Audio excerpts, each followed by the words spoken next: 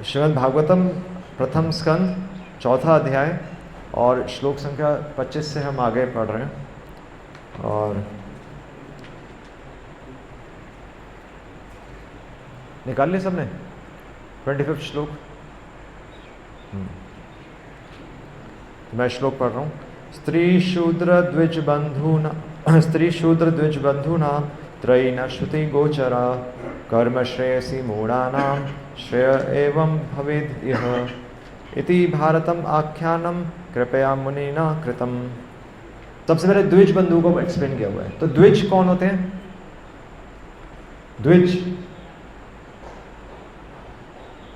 द्विज मतलब ज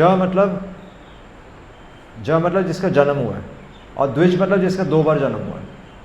और तो पहला जन्म कौन सा होता है? पहला जन्म सबका अपने माता पिता से होता है। और दूसरा जन्म कैसे होता है? हाँ, दीक्षा गुरु से, है ना। तो और दीक्षा का इसलिए हमें पता है, दीक्षा का अर्थ शिक्षा होता है। तो तब वास्तव में एक मनुष्य का दूसरा जन्म होता है, और मनुष्य एक जन्म बना ही इसलिए है दूसरा जन्म लेने के लिए।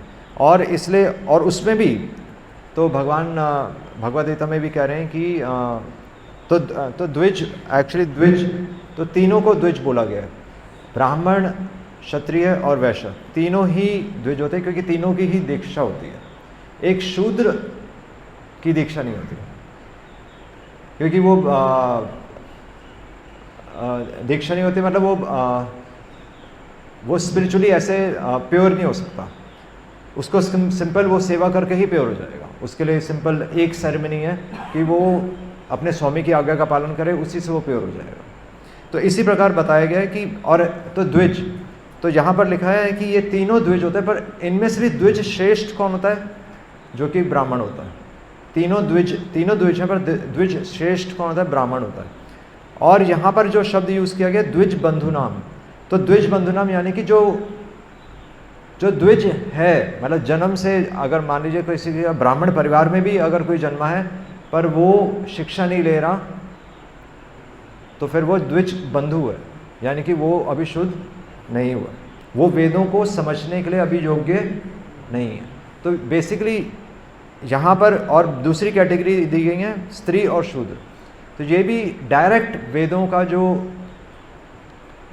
जो एसेंस है, तो वो समझने के लिए डायरेक्टली एलिजिबल नहीं है। तो ये ये व्यासदेव लिख रहे हैं।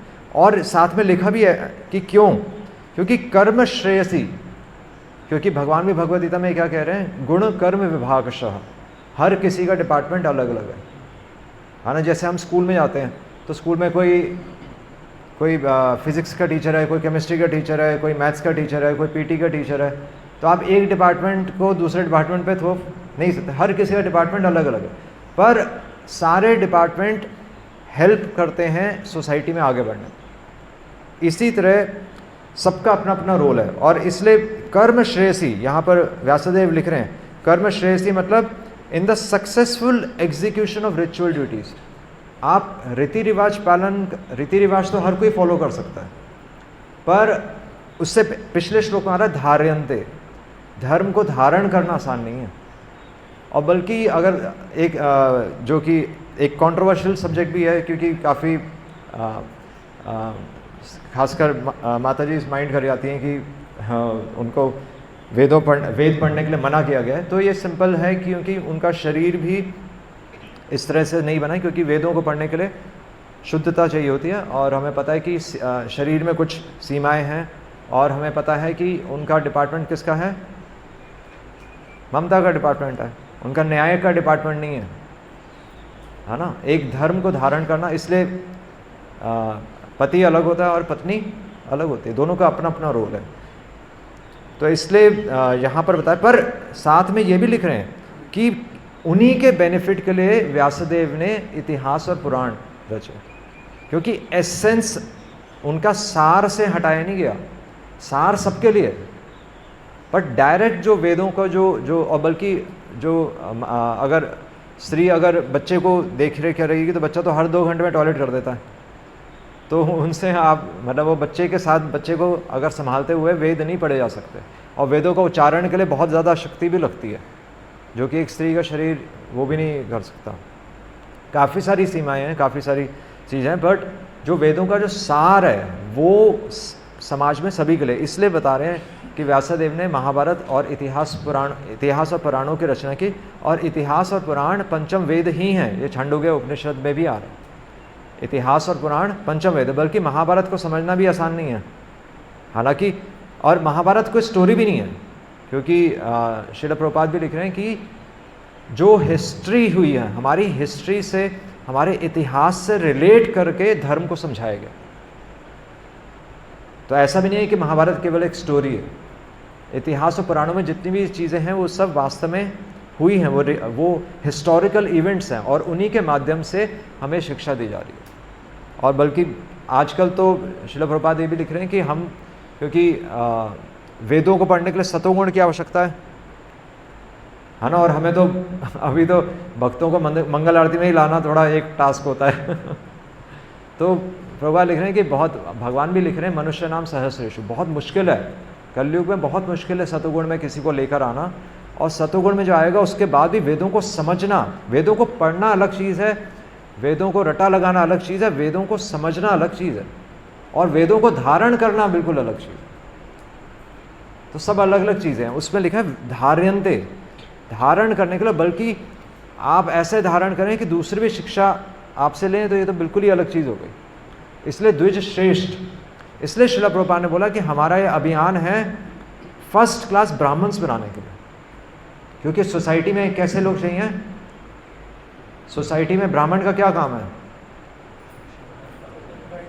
हाँ, वैसे तो पठन पाठन, गाइड, हाँ, ब्राह्मण का काम है दिशा दिखाना। अगर कैप्टन, अगर जहाज़ जो हम चला रहे हैं, अगर हमें ये नहीं पता है जहाज़ कहाँ लेके जाना, तो जहाज़ तो चलता रहेगा पानी में और सालों साल चलता रहेगा, और एक दिन डीजल ख़त्म हो जाएगा और समुद्र में ही डूब जाएगा। तो इसलिए ब्राह्मण जो होते हैं वो वेदों को धारण करते हैं और अपने जीवन से दिखाते हैं कि करना क्या है भाई, हम सिर्फ ये साधारण काम करने के लिए नहीं आए हैं, मनुष्य जीवन का कोई लक्ष्य है। इसलिए कर्म श्रेयसी मूढ़ा नाम श्रेय एव भवेद इह इति भारतम आख्यानम, इसलिए महाभारत की रचना व्यासदेव ने की। कृपया मुनिना कृतम, कृपया मतलब व्यासदेव ने हम बद्ध जीवों पर कृपा करने के लिए ही इतिहास और पुराण बल्कि महाभारत की रचना की। और इसलिए श्रील प्रभुपाद इतना जोर दे रहे थे कि सोसाइटी में हम कुछ तो ऐसे लोग बनाएं जो वास्तव में सोसाइटी को दिशा दिखा सकें, है ना। इसलिए सबकी हम दीक्षा करा भी रहे हैं, और इसलिए जिसकी दीक्षा हुई है और वो नहीं आ रहा, उसकी दीक्षा नहीं हुई, वो वापस अपने गुण कर्म में भागशः, हमने गलत कैंडिडेट को चूज़ कर लिया, सिंपल सी बात। तो इसलिए हमारी रिस्पॉन्सिबिलिटी बनती है कि हम अपने गुरु को ऐसा महसूस ना होने दें कि हमने गलत डिसीजन लिया है ना। हमें सोसाइटी में एक रोल दिया गया है दूसरों को शिक्षा देने के लिए। इसलिए, और जो सोसाइटी में इसलिए लिखा है कि जो अगर कोई इस नॉलेज को डायरेक्टली अगर कोई नहीं भी धारण कर सकता, तो ऐसा नहीं स्त्रियों को शिक्षा नहीं थी, क्योंकि घर में वेदों का पालन तो एग्जीक्यूट कैसे होगा, वो तो स्त्रियों को पता ही होना चाहिए। अगर स्त्रियों को वेद नहीं पता होंगे तो फिर घर में करेंगी क्या तो इसलिए वेदों की शिक्षा सबको थी, पति के माध्यम से थी, बस ये था। बाहर ओपन में नहीं जाते थे, ओपन गुरुकुल अलग से नहीं था, पति के माध्यम से शिक्षा थी और सबको वेदों का नॉलेज थी। आज भी हमें पता है कि घर में सबसे ज़्यादा स्त्रियाँ ही फॉलो करती हैं, पूरा घर का वातावरण तो एक स्त्री वो करती है। तो इसलिए लोग अननेसेसरली इसको पॉइंट उठाते हैं कि हमारे शास्त्रों में स्त्री को नीचे दिखाया गया है। ऐसा बात नहीं है, हर किसी का अपना अपना रोल होता है और हर किसी का अपना अपना शरीर है, हर किसी के अपने अपने गुण हैं, हर किसी का अपना अपना डिपार्टमेंट है, और उस डिपार्टमेंट के अनुसार उसको उस डिपार्टमेंट में परफेक्शन के लिए उसको वहाँ लगाया गया, सिंपल सी बात है। इसलिए लिखा धार्यन्ते, और सक्सेसफुल एग्जीक्यूशन। अगर हमें नॉलेज मिल भी जाएगी पर धर्म अप्लाई करना बहुत मुश्किल है। अगर आपको पता है मैं गलत हूँ, मतलब हमें पता तो होता ही हम गलत हैं, फिर भी हम वही काम कर जाते हैं, तो अप्लाई करना तो और भी मुश्किल चीज़ है। इसलिए यहाँ पर क्या है, यहाँ पर इम्पॉर्टेंट है कि सबके बेनिफिट के लिए कर्म श्रेयसी, अरे द्विज बंधु, एक्चुअली हमें द्विज बंधु नहीं बनना, हमें क्या बनना है, द्विज श्रेष्ठ। पहली बात तो दूसरा जन्म होना चाहिए, सिंपल, एक पहला जन्म लेकर हर किसी को संतुष्ट नहीं रहना चाहिए कि जन्म हो गया जी और बर्थडे पे बर्थडे मनाए जा रहे हैं हम। वो जन्म नहीं है, वो तो एक जानवर का भी जन्म हो रहा है। सिर्फ जानवर के जीवन में शिक्षा नहीं है, मनुष्य के जीवन में शिक्षा है, और वो शिक्षा आध्यात्मिक शिक्षा है। अगर वो doctor, PhD, MBA, double MBA भी बन गया, पर अगर आध्यात्मिक शिक्षा नहीं है तो वो अनपढ़ है, भगवान की दृष्टि में अनपढ़ है, क्योंकि उसे पता ही नहीं कि शिप कहाँ लेके जानी है ना। चांद पे लेके चले गए, बट श्रील प्रभुपाद लिख रहे हैं कि इस भौतिक जगत में जो भी शिक्षा है, अगर आप उसमें, अगर आपका चंद्रयान चांद पे नहीं पहुंचा तो, चंद्रयान चांद पे नहीं पहुंचा तो सब कुछ खत्म, सब कुछ खत्म है ना। चाहे वहां तक पहुंच गया, पास में पहुंच गया, बट वहां पे जाकर अगर घूम रहा है, अगर काम नहीं कर रहा, तो आपकी सारी मेहनत फेल। जितने साइंटिस्ट हैं इंडिया के, उन सब की मेहनत फेल हो गई अगर वो वहां नहीं पहुंचा। पर आध्यात्मिक जगत में ऐसा नहीं है, आप यहाँ तक गए तो अगले जन्म में यहीं से शुरू होंगे, आप यहाँ तक गए अगले जन्म में यहाँ से शुरू होंगे तो इसलिए श्रील प्रभुपाद समझा रहे हैं कि आध्यात्मिक जगत में आप थोड़ा सा भी प्रयास करेंगे, भगवान भी भगवद गीता में कह रहे हैं कि इस ज्ञान का कभी भी ह्रास नहीं होता, इसलिए ये इम्पॉर्टेंट है। तो ये एक श्लोक में बहुत अच्छा सिद्धांत था। नेक्स्ट श्लोक है 26, आप देखिए अपनी किताबों में। एवं प्रवृत्तस्य सदा भूतानां श्रेयसी द्विजाः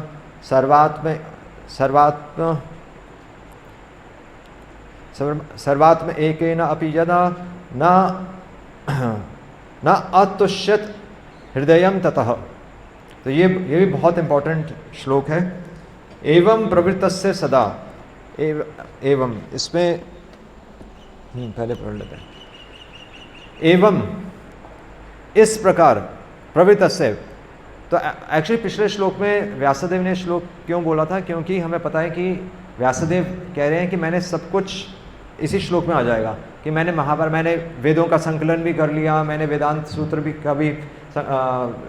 भी लिख दिए उनको समझाने के लिए, अब मैंने महाभारत की भी रचना भी कर दी सब पे कृपा करने के लिए। पर व्यासदेव कह रहे हैं एवं प्रवृत्तस्य सदा, कि ऐसा करने के बाद, प्रवृत्तस्य इस प्रकार एंगेज होने के बाद, भूतानां श्रेयसी द्विजाः, और जीवों के कल्याण के लिए, अल्टीमेट कल्याण के लिए, हे द्विज, सर्वात्म एकेन अपि यदा, बाय ऑल मीन्स,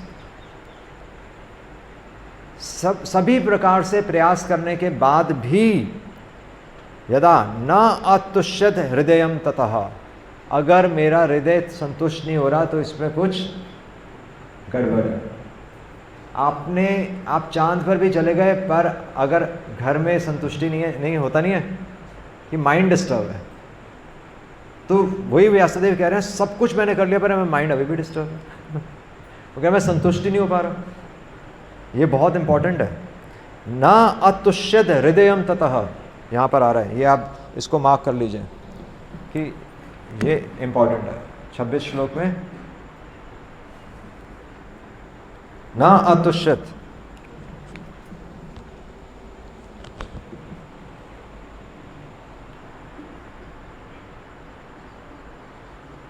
अलग अलग करके मैं लिख रहा हूँ।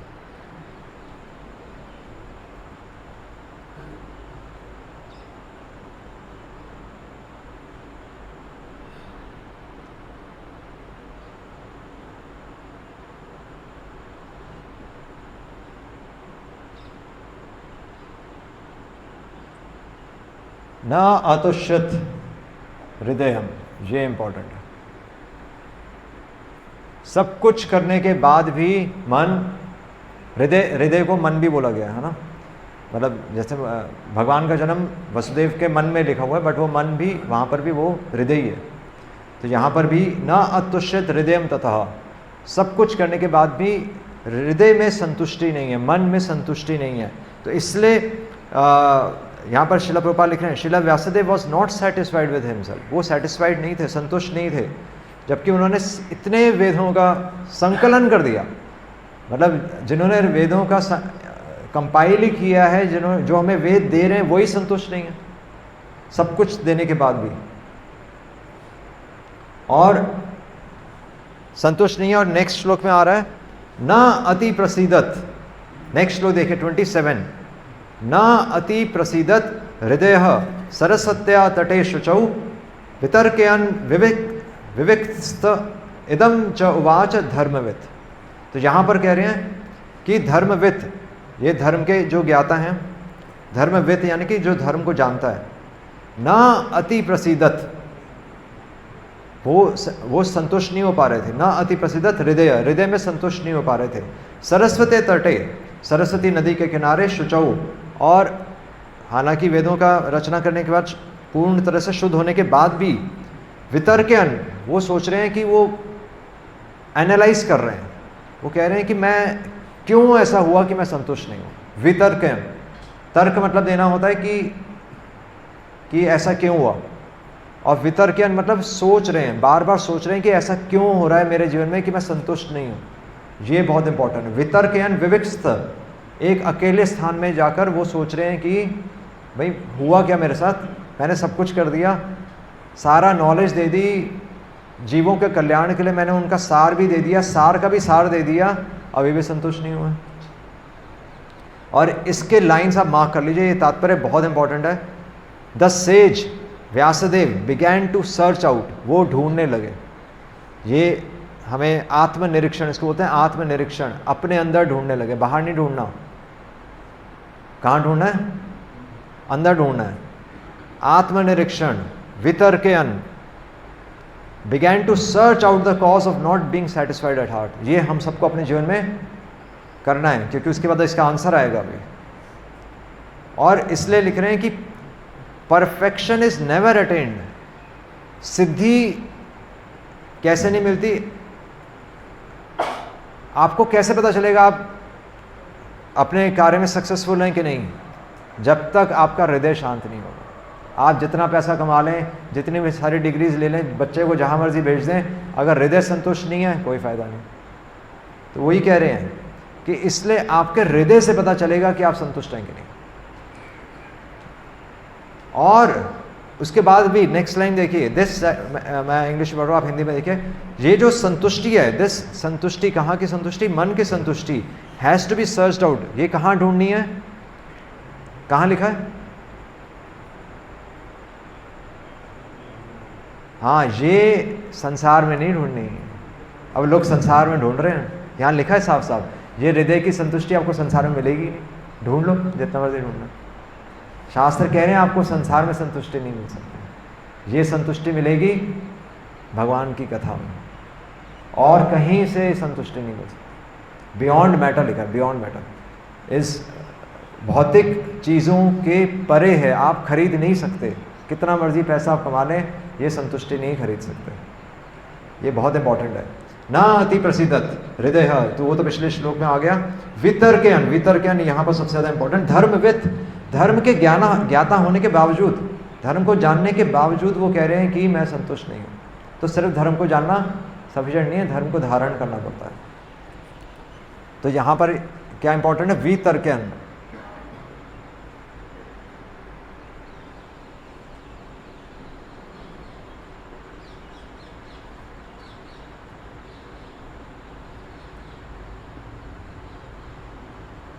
वितर्कयन् का क्या आएगा? क्या लिखा है वितर्कयन् हिंदी में? विचार, विचार, आत्मनिरीक्षण, आत्मनिरीक्षण, ठीक है।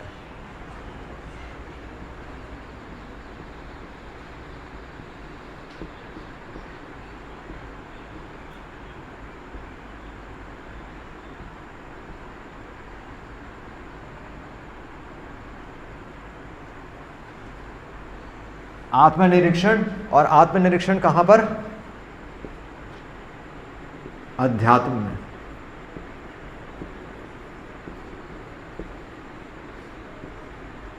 भौतिक जगत में नहीं। ये करना है। जहाँ तक तो संतुष्ट नहीं हुए थे, सबसे पहले अपना डिपार्टमेंट पता होना चाहिए, और ये डिपार्टमेंट समझ के हमें सरेंडर भी करना चाहिए, मतलब सिर्फ पता नहीं होना चाहिए। और आत्मनिरीक्षण करना चाहिए, अध्यात्म की तरफ आत्मनिरीक्षण करना चाहिए। और हाँ, लास्ट श्लोक हम कर लेते हैं। और नेक्स्ट श्लोक में कह रहे हैं धृतव्रतेन ही मया छंदांसि गुरवो अग्नेः मानिता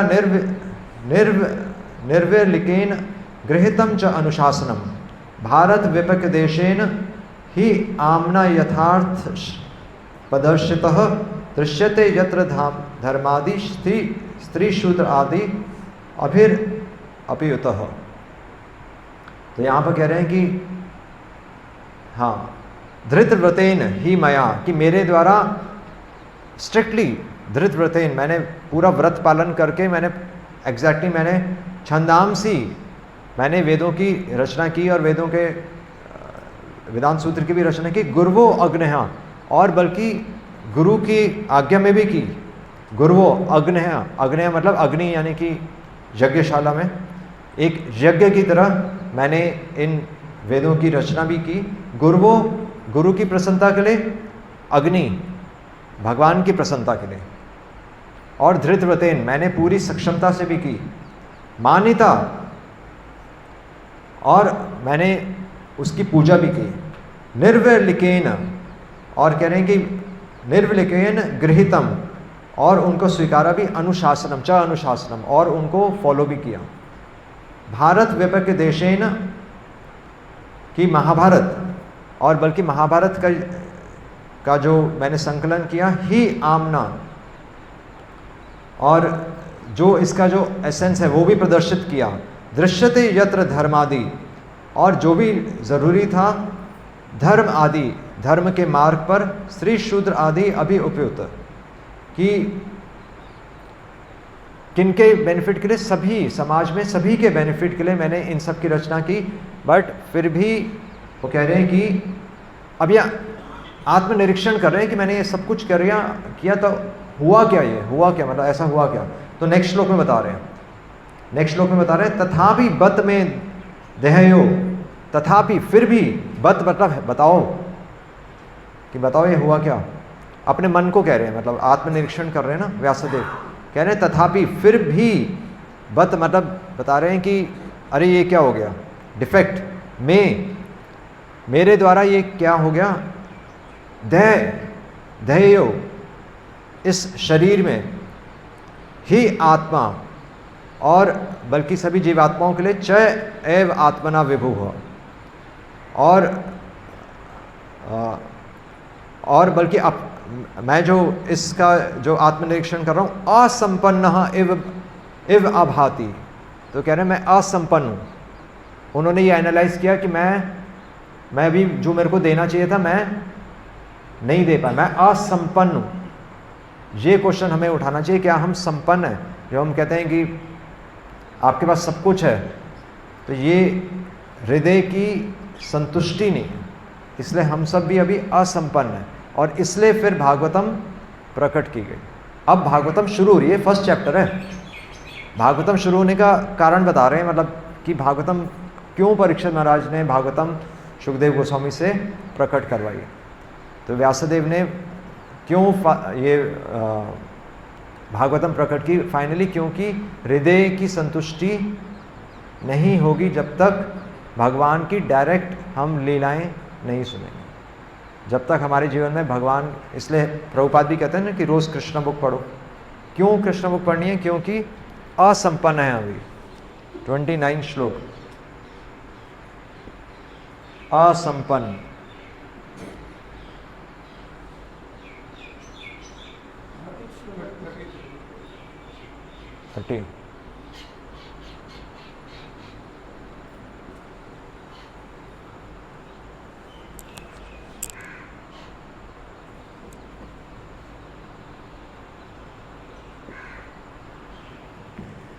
ये